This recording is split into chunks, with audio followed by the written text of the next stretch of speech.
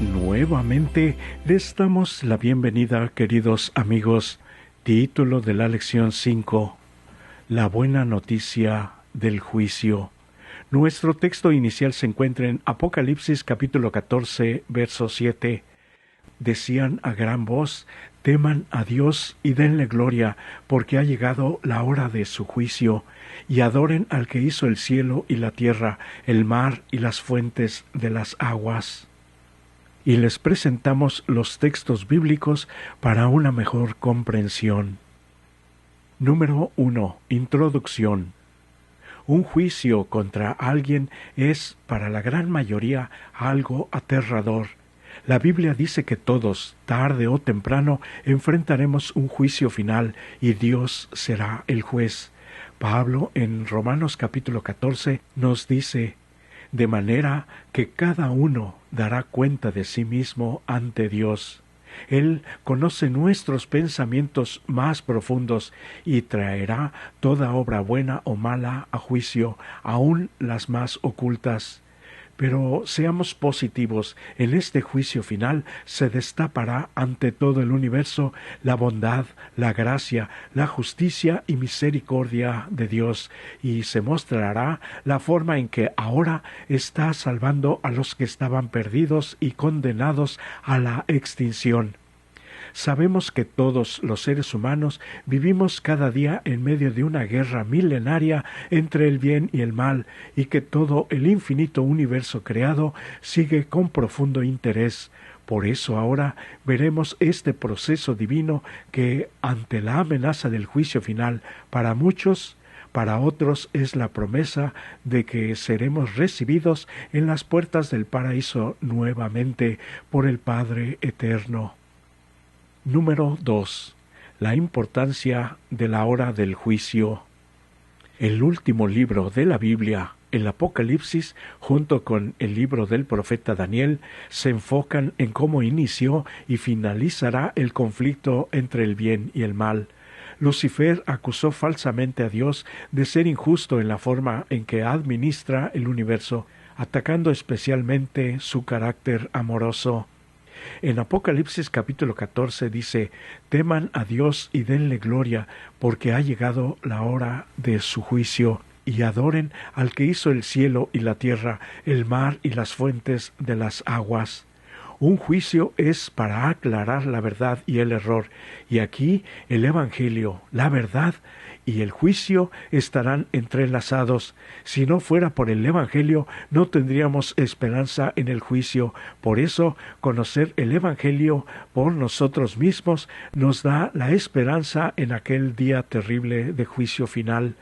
Durante este juicio, toda la creación verá que Dios ha hecho todo lo posible para salvar a cada ser humano arrepentido, mediante su gracia para salvar y su poder para liberar, necesarios para una solución final de Dios al problema del pecado.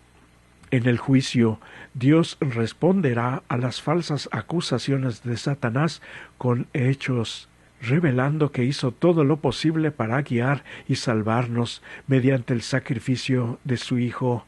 Los registros infinitos, minuciosos, exactos y detallados del cielo entonces se abrirán. Salmo capítulo 51 nos revela más luz de este propósito del juicio. Somos tan preciosos para Dios que todo el universo se detiene a considerar las decisiones que tomamos hoy a la luz del llamado del Espíritu Santo y la redención que Cristo nos ofrece tan libremente en la cruz del Calvario. Número 3. La misericordia y el juicio de Dios. La cruz y el juicio revelan que Dios es justo y misericordioso, porque la justicia exige la paga del pecador, que es la muerte eterna.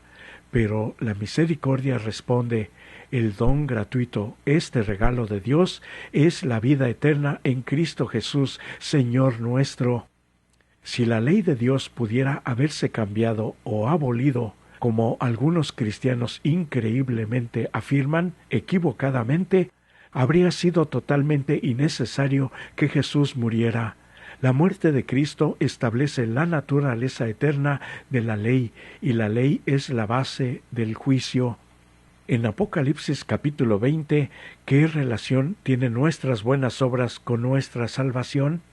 Precisamente nuestras obras revelan nuestras decisiones y acciones y a favor de nuestra lealtad a Dios. Efesios capítulo 2 versos 8 y 9 declaran: por gracia han sido salvados por medio de la fe, no por obras para que nadie se gloríe. Pero cuando Cristo nos salva, también Él nos cambia, nos transforma, porque somos hechura suya, creados ahora en Cristo Jesús para buenas obras. Efesios 2:10. Nuestras buenas obras, hechas posible solamente a través del Santo Espíritu obrando en nuestras vidas, no nos salvan, pero testifican que nuestra fe es auténtica. El juicio final de Dios quita toda pretensión, toda hipocresía, toda falsedad y penetra hasta el fondo de nuestro ser. Al describir nuestra posición delante de Dios en el juicio, una famosa escritora cristiana ofrece esta poderosa perspectiva de cómo el Evangelio y el juicio van de la mano. El hecho de que los hijos reconocidos de Dios están representados como de pie delante del Señor con ropas inmundas debe inducir a todos los que profesan su nombre a sentir humildad y a escudriñar profundamente su corazón. Los que están de veras purificando su alma y obedeciendo a la verdad tendrán una muy humilde opinión de sí mismos. Cuanto más de cerca vean el carácter sin mancha de Cristo, mayor será su deseo de ser transformados a su imagen, y menos pureza y santidad, menos dignos se verán a sí mismos. Pero aunque debemos comprender nuestra condición pecaminosa, debemos fiar en Cristo como nuestra única justicia, nuestra santificación y redención. No podemos contestar las acusaciones de Satanás contra nosotros. Solo Cristo puede presentar una intercesión eficaz en nuestro favor. Él puede hacer callar al acusador con argumentos que no se basan en nuestros méritos, sino en los méritos suyos. Aquí vemos nuevamente cómo el Evangelio es inseparable del juicio, y esto nos da esperanza para el gran día del juicio final. Número 4. Una escena magnífica. Los libros proféticos de Daniel y Apocalipsis se complementan y señalan los acontecimientos que se desarrollarán en los últimos días de la historia de la humanidad. El libro de Apocalipsis anuncia que la hora del juicio de Dios ha llegado. El libro de Daniel revela cuándo comenzó el juicio. Después de describir a Babilonia, Medo-Persia, Grecia, Roma, la desintegración del Imperio Romano y la persecución de la Iglesia durante los 1260 años, la era más oscura de la humanidad, descritos en este texto de Daniel capítulo 7 y Apocalipsis capítulo 12, donde Dios llama la atención de Daniel a un glorioso acontecimiento celestial que pondrá todas las cosas en su sitio. La atención del profeta se dirige desde el surgimiento y la caída de las naciones y los poderes opresivos de la tierra hasta el trono del universo y el juicio final de Dios, cuando Él corregirá todo mal y establecerá su reino eterno de justicia. Dios llevó a Daniel en visión profética desde el caos y el conflicto de la tierra hasta las glorias del santuario celestial y el trono de la Corte Suprema del universo, donde Cristo, el gobernante legítimo de este mundo, recibiría de su Padre el reino que era legítimamente suyo. En todo el capítulo 7 del libro del profeta Daniel se ve el resultado final de este juicio. El destino de toda la humanidad se decide en el tribunal celestial.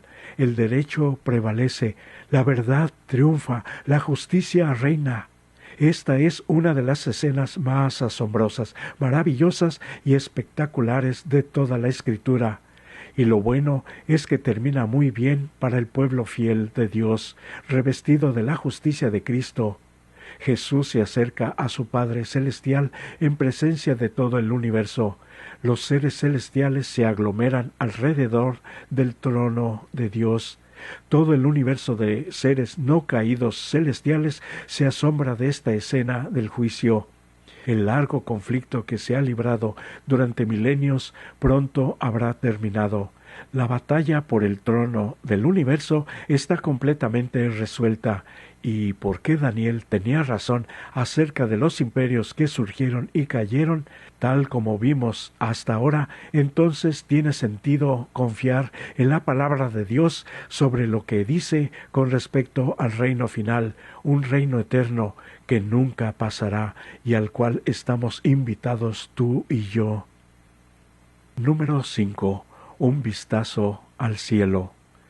En Apocalipsis capítulo 4, Jesús invitó al apóstol Juan a mirar a través de la puerta abierta del santuario celestial para observar escenas eternas del gran conflicto entre el bien y el mal. Sube acá y te mostraré lo que ha de suceder. Y nosotros también podemos mirar, así como Juan, a través de esta puerta abierta y recibir un vistazo del plan eterno de salvación. Somos testigos de asuntos que se están decidiendo en la corte celestial. Ante nuestros ojos se desarrollan cuestiones fundamentales en el gran conflicto entre el bien y el mal. Aquí vemos similitudes con la escena del juicio en Daniel capítulo 7. Esta es obviamente una escena del trono de Dios. Entonces el Padre Celestial se sienta en su trono, rodeado de seres celestiales. Hay truenos y relámpagos que simbolizan los juicios de Dios. También notamos en Apocalipsis capítulo 4, verso 4, que hay 24 ancianos alrededor del trono de Dios. ¿Quiénes son estos 24 ancianos? En el antiguo Israel había 24 divisiones en el sacerdocio levítico. Estos sacerdotes representaban al pueblo fiel ante Dios. En Primera de Pedro capítulo 2 verso 9, el apóstol declara que los creyentes del Nuevo Testamento son un linaje escogido, elegido, un real sacerdocio.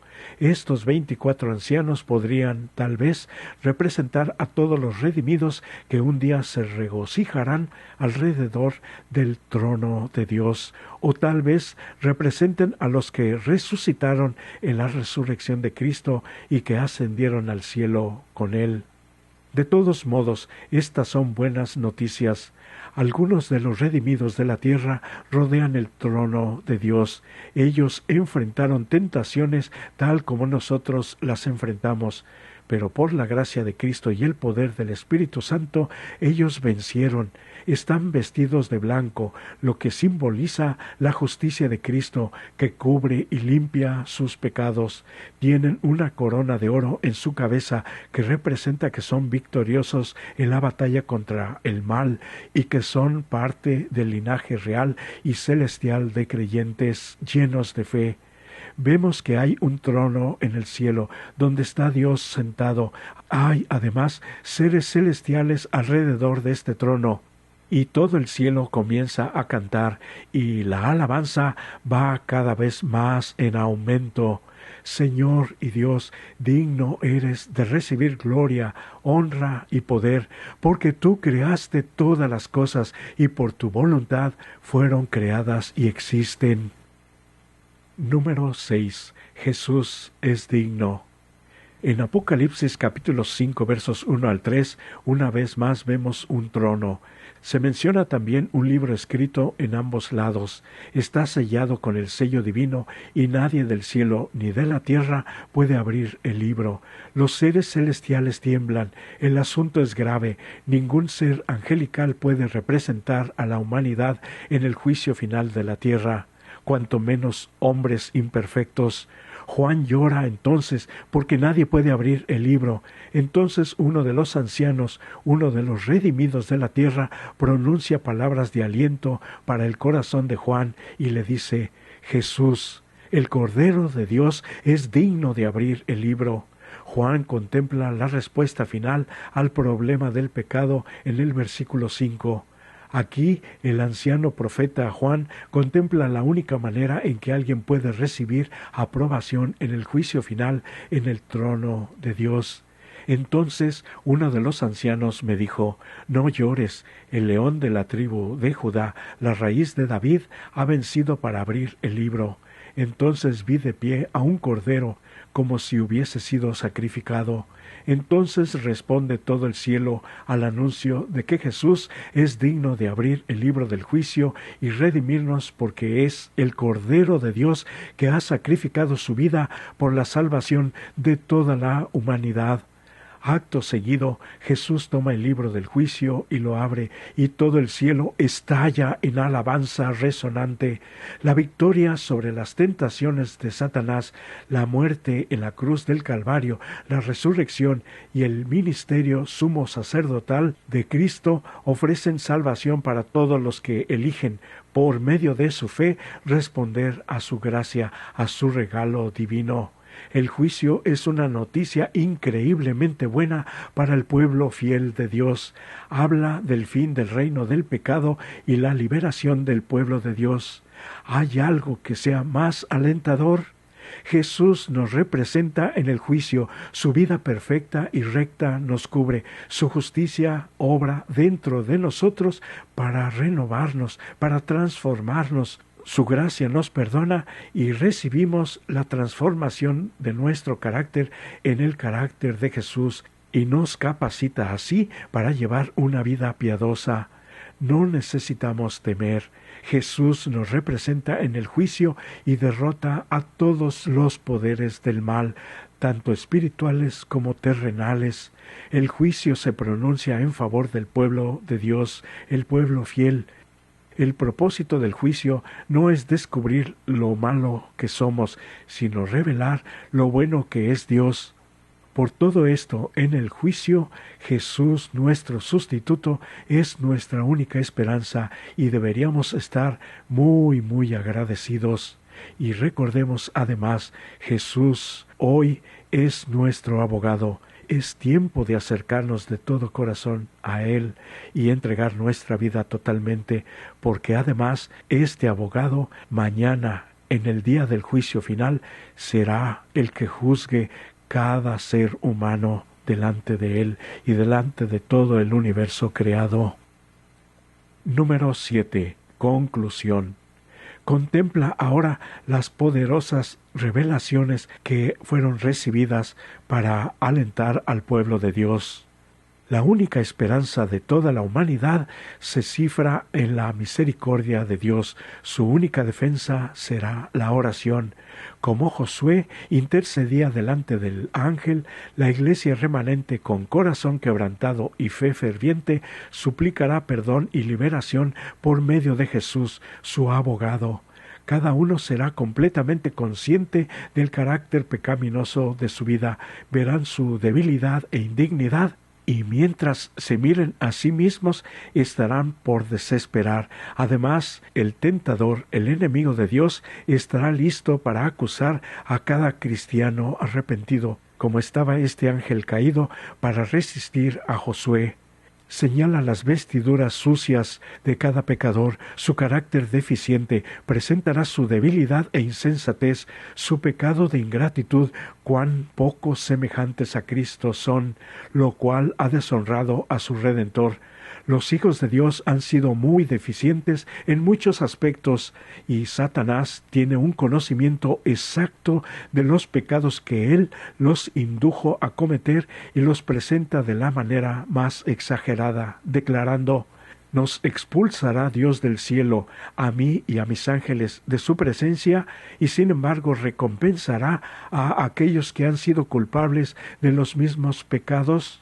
Tu trono no subsistirá en rectitud y juicio. La justicia exige que se pronuncie sentencia contra ellos.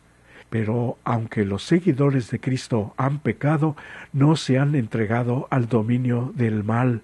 Conocieron la verdad y se levantaron, han puesto a un lado sus pecados, han buscado al Señor con humildad y contrición, y el abogado divino intercede en su favor. Jesús, que en el pasado fue deshonrado por la ingratitud de sus hijos, que conoce también sus pecados, pero también ve que se han arrepentido, entonces declara: Jehová te reprenda, oh Satán. Yo di mi vida por estas almas, están esculpidas en las palmas de mis manos. Cuán grande es el clamor que el Espíritu Divino llama a nuestra mente para que miremos el gran amor que Dios nos tiene a través de su Hijo Jesucristo. Nadie más puede interceder por nosotros ante Dios. Y para los que necesitan las preguntas finales, las estamos presentando. Puede detener el video. Por eso hoy, querido amigo y amiga, es tiempo de considerar seriamente nuestra vida y nuestro futuro eterno. Hoy podemos estar decidiéndolo y saber todo esto. Espero, con la ayuda de Dios, podamos tomar las mejores decisiones. Que el Creador, nuestro Salvador, nos bendiga.